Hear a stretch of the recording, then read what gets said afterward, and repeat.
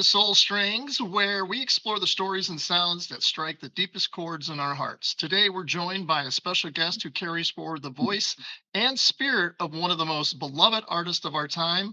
He looks like him, he sounds like him, and through his Rocky Mountain High Christmas experience, he brings John Denver's timeless music to life, coming to the factory on December 21st at 3 p.m. Please welcome Rick Shuler. Rick, welcome to the show. Well, thank you, Gordon. It's a great privilege and honor to be here with you. Well, thank you so much. You got a great show coming up. Rick, people say you look and sound so much like John Denver. In fact, when you first came on the call this morning before we started the show, I was like, wow, I feel like I'm actually talking to John Denver here. When did you first realize you had this unique connection, and how did it lead to building this tribute career? Well, that's a really good question. Yeah, at the age of 13, I had to wear glasses, which was very traumatic for me growing up in St. Louis and having to wear glasses. As a kid, I was very athletic and I just thought life was over, man. And then all of a sudden, people were telling me that I looked like this guy, and I didn't know who he was, but he was only the biggest star in the world, and when I watched him and on television, and when my mom and I went to see him in concert, it freaked me out because we were so, I don't know, his gesticulations, his mannerisms, and really even his voice seemed very similar to me, which I didn't really understand a lot about vocal timbre and texture and all that kind of stuff. But it's fascinating to me because it really has stayed with me my whole life, ironically. And it's funny because when I got into my 20s, I couldn't wait to get rid of my glasses because I'm not John, man. I've got blue eyes. He's got brown. And the funny thing is, when he died on October 12th, 1997. Man, that was a really hard day for me. I mean, my friends would all call me. For some reason, they were all calling me wondering if I was okay, and I'm like, Wow. I wasn't in the plane, But, Right. but ironically, that day, October 12th, 1997, wound up 14 years later, bringing me close to a gentleman who was having a bad day that day himself, which was Hal Thaw, who was John Denver's manager. And we became friends, and for 14 years we were very close friends, and he just passed away a couple weeks ago. And Oh, I'm so sorry. yeah, we were very close. He was very close to John Denver and very close to me, and I didn't realize how much he loved me. His wife and daughter told me how much he loved me, and how I was kind of connected to John for him in some way, because he was like a brother to John, and he was like a father to me. Was that difficult for him when he first met you? I mean, what was It that was the experience like? craziest thing. It was the craziest thing in the world, Gordon. It was a really funny thing because I was performing as a last minute replacement at a home, the home of Robert and Lexi Batamkin, very prominent couple in Aspen, and I was just starting to do shows, and I was singing, and all I could, I was singing all day that day. We were doing a recording in a church. I did a little show, and this is in Aspen, Colorado, and I was looking forward to getting some food after I was singing, but I was singing my heart out as I always do, and this beautiful couple, was staring at me and really just kind of looking at me. And after the show, they came up to me, and Robert, Lexi's husband, comes up and says, "Rick, would you like to meet Hal Thaw?" And I said, "Sure, who's Hal Thaw?" He goes, "Well, that's John Denver's manager, his lifelong manager." And I said, "Well, absolutely." He goes, "Rick, I think he's going to really want to meet you." And when the first time we met, Gordon, Hal and I could literally finish each other's sentences. And he wanted me to perform for him and his friends in his living room. He invited me to breakfast. We had breakfast in a small group of their close friends, including Robert and Lexi Potamkin. And I was singing with my guitar, and Hal comes out with this other guitar. He said, "Play this." And it was a guitar that they said was owned by John, and beautiful guitar. And I played a couple songs on it, and we all cried, and we all became like a family. And for 14 years, we were very, very close. And I mean, I'm going to have to write a book because it's a crazy Yeah, thing. You grow absolutely. up. I have to put on glasses because I couldn't see.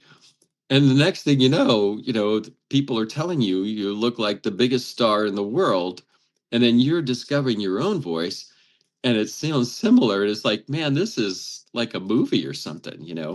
So do you write your own music? Oh, That's yeah. not John Denver? Yeah. So how is that transition? Is that difficult for you to kind of, separate the 2? Not at all. In fact, it's so funny. It's so organic.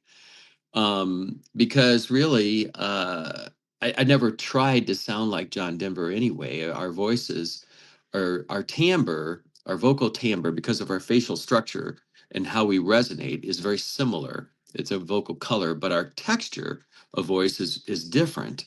And so, and also as a songwriter, I mean, I've been influenced by a lot of people, John Denver particularly, but also James Taylor, Dan Fogelberg, Christian musicians like Phil Keaggy and Keith Green and others. But John is probably my biggest influence because as a singer, he sang from his heart Mhm. and he smiled at people, which is kind of funny because I've always been similar to that, to John. I also have a very deep faith as a Christian. And so for me, Amen, singing brother. Amen. yeah, I mean, for me, singing is really a way of expressing my love for the Lord Jesus, and also for humanity, and for my friends and family, and really just life. And John's hit songs hit all. And C.S. Lewis says there are three great longings of the soul, eternal longings: the longing for home, the longing for love, and the longing for God. And John's hit songs hit all those themes and resonate in such a beautiful way that these songs are timeless, cultureless, ageless, no boundaries. Everyone in the world is singing Country Roads. Wow. Yeah. So you got me a little teared up here because it's like I get emotional anywhere. My wife always laughs at me. She goes, "Oh my god." I'm a sap too, man.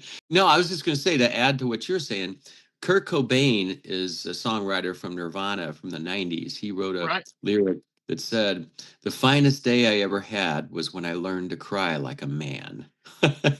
Yeah. I like that line. So true. You know what? I want to play something real quick because we're talking Sure. about your timbre, we're talking about your facial structure, we're talking about the smile. And I want to play this. Honestly, Rick, when I saw this, the first thing that hit me was your smile. It's so much like Really? John Denver's. I mean, yeah. So I'm Really? going to play this real quick, and I want the audience Really? to kind of watch it. Let's see. Um,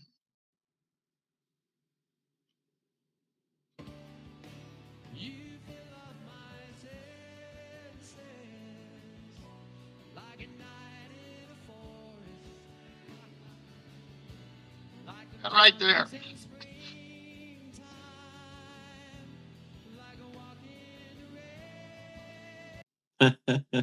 It was that smile when you do that little laugh and that smile. I was like, "Oh my gosh." I mean, that's identical. Let's talk a little bit about you guys. Gosh, I could talk to you all day because of these stories. Real quick, before we jump to this Christmas show, you were talking about some of your other influences in life. Have you been able to meet any of these other influences in your life and any like stars that grew up with John Denver and then they meet you? And what was their reaction to that? I had a really fascinating interaction with a guy named Jackson Brown. I met him uh, at a friend of mine's wedding. A doctor buddy of mine lived right below him. They were neighbors. And we were sitting at the same table at the wedding. And we just totally hit it off talking about songwriting. And he was so cool because we were talking about ways of seeing, and just the whole I don't know, is artists and writers, particularly songwriters, do. And it turned out that he was also a surfer, and he's also a goofy foot surfer like me. I surf right foot forward. And you know how you find that out is when you're a kid and you would slide, which foot would you lead when you slide? And you do it without even thinking. And that's, if you're right foot, that's goofy foot. And so Jackson and I had just the most magical conversation, and he just talked. He didn't talk down in any way. He's a big star. He's a famous songwriter, but he talked to me like he knew me. We were just talking about stuff. He was listening to me like, wow, yeah, you're right. It was just the coolest thing. And people think that they know me because that my face is familiar to them, but they don't particularly know why. And even famous people who actually knew John would come up to me and talk to me and stuff. They thought it's just strange. Quite frankly, I may have to write a book or something, but it's a crazy Absolutely. um, thing, really. And nobody didn't like John. I mean, and after John died, particularly, I think that there's something about in life, people make mistakes or they do things or whatever. Maybe the last album wasn't so great, but all of a sudden people remember all the good stuff and what they're Hmm. missing. So And true. that really changed, I think. So you have a Rocky Mountain High Christmas experience. It's not just a Uh, concert, it's a full experience. What Oh can the yeah, audience man. expect Oh, from this when they come to the factory on the 21st of December? it's going to be a wonderful, wonderful concert. This particular concert, we're doing my show with my very dear friend Bill Linehan, who is my conductor and arranger. And Bill and I had worked on one of my albums years ago called "The Aura of Laura." We did that in St. Louis with Perry MG at his studio there, and Bill is one of the finest musicians, conductors, arrangers, composers you'd ever want to meet. I think he's the most talented musician on planet Earth. And we're going to have a little orchestra, mini orchestra with us, the Starlight String Ensemble, and it's going to be special. Great stories. I mean, I swear I'm having more fun than the law allows, man. I swear, and my audience has fun too. The music is just, man, it's just like bringing back. Several of my family and friends have gone on to be with the Lord, and it just brings everybody back, man. It's just something. It brings John back too. And for me, John Denver used to say in when he was in his heyday that he would actually like to come to one of his own concerts. They were that good. And modesty forbid, I'd like to say the same thing because I swear I'm having so much fun singing these songs. It's just they're so beautiful, and I just absolutely love them every time, even more when I sing them. And some of my songs we're releasing my album called Colorado, and so I'll be doing some of those songs. And but it's just I just can't wait to start the tour. We're starting it next week in Nashville, next weekend, and we're releasing the album Colorado, and then we're going to be just taking it all over the country and ending up at the end in Hawaii. But the St. Louis Factory show is probably my favorite because at home, I'm a St. Louisan. I have such memories of Ted Drews and growing up, I actually went inside the arch when I was a kid. And, just all the wonderful memories I have growing up. And it's like a childhood treasure chest. My favorite poet, Rainer Rilke, used to say that you'll be dipping into that chest the rest of your life. And I feel with John Denver and his music and his times and the television specials and just the family watching all that stuff together, it just brings everybody back. And we were all younger. We were all, um, I don't know, there was just something special about being an American and being, a part of all of John's life and his world with his music. It's Let me beautiful, ask you a man. question. Sure. That is so awesome. And you know what? That's the whole reason I started this podcast to begin with is, and it's called Soul Strings. And I don't know if you noticed the cross in the middle of the soul Yeah. string. It's cool, It's man. it's something that I wanted to do to tie in, kind of try to reach musicians. I have a lot of musician friends that I want to see Praise this God. to, to be saved. And it's we grow up, and like you said, we see some of them pass, and we wish that they were still a part of still here, and still wish that we had taken the time to talk to them. So that's the whole reason this podcast exists. That's um cool. when you talk about your shows, how do the younger audience, how did they react? Because they didn't grow up seeing John Denver. They're mesmerized. They may not have grown up with John Denver, but they did grow up with somebody who grew up with John Denver. I mean, the irony of it is that, C.S. Lewis has a great saying. I quote him so often. My show is almost a crypto C.S. Lewis show, really. My promoter, actually, Paul Emery, does a C.S. Lewis show. If you have never seen the C.S. Lewis show that David Payne does and his team, it's unbelievable. But C.S. Lewis says that a story can break past the watchful dragons of reason, and I add to engage the heart. That's with music, because music engages the heart. And so the story is what really draws people in. And so it's a contiguous line of thought. And even the best example of that is when the Lord was telling the parables, that the Pharisees, who were actually the punchline of the parable, had to hear the end, you know, because they wanted to know they wanted to hear the end of the story.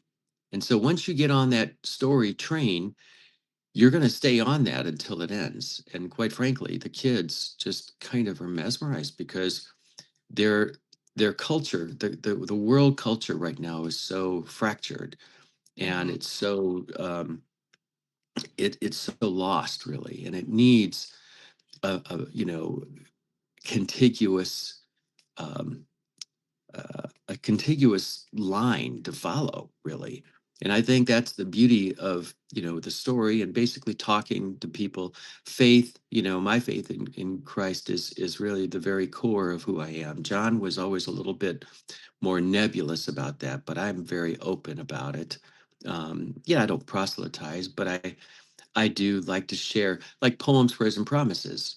We talk about what we believe in. We don't have to agree on everything, but I think that's the beauty of it, really.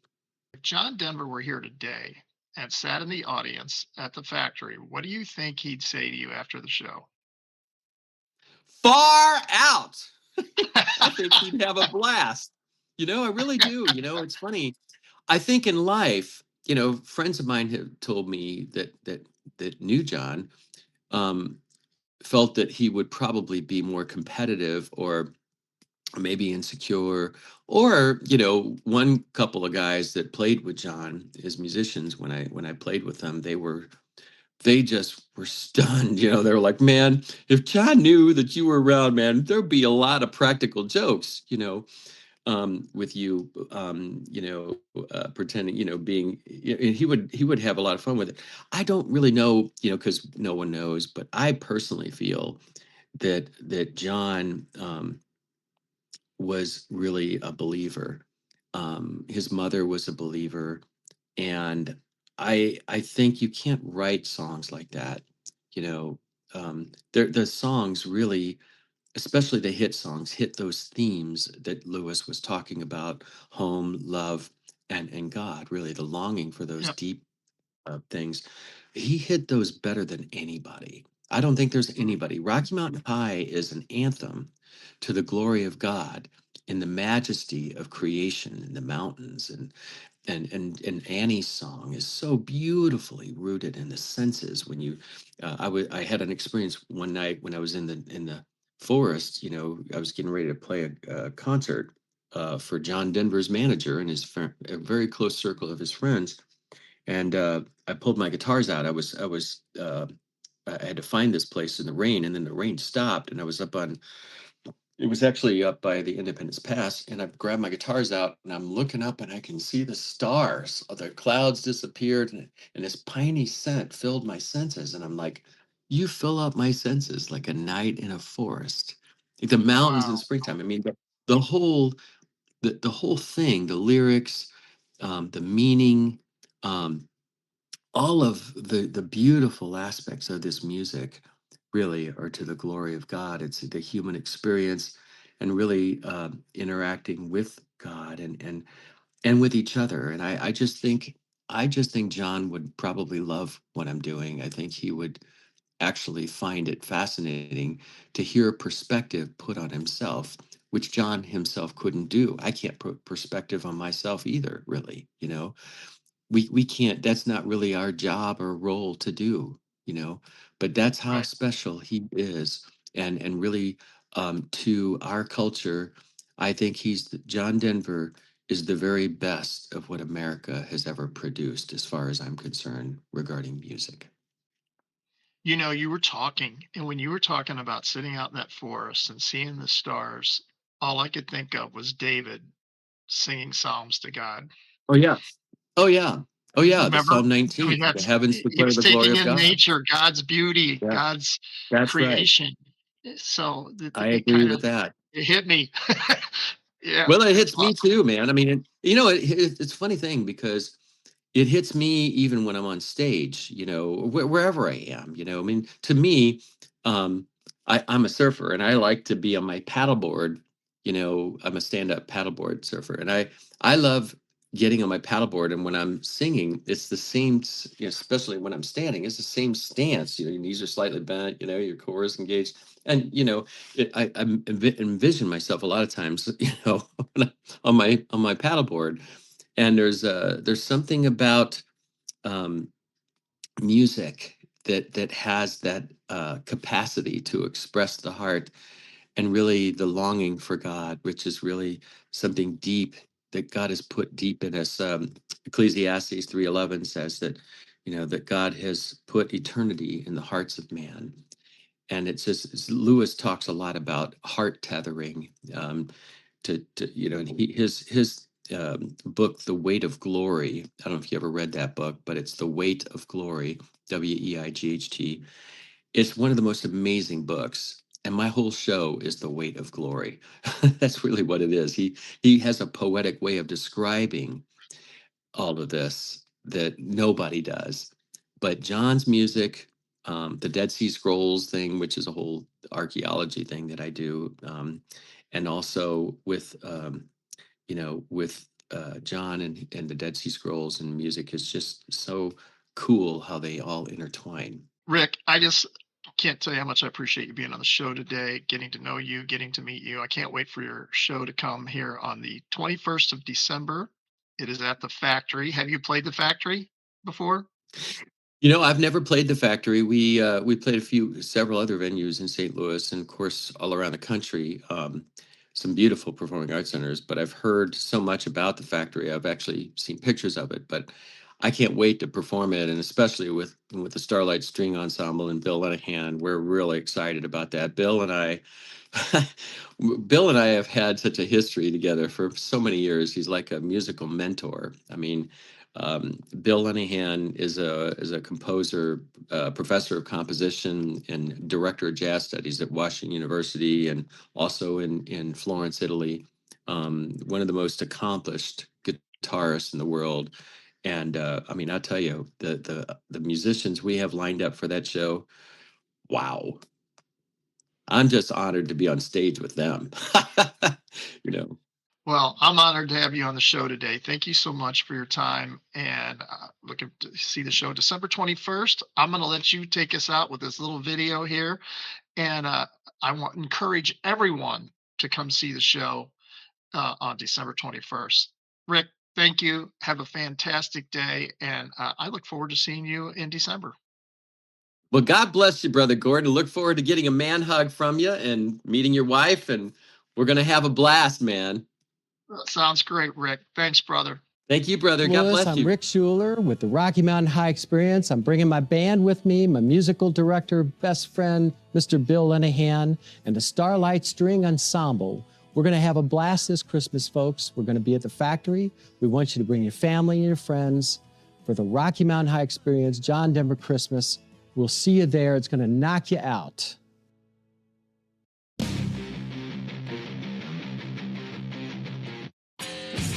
Mm-hmm.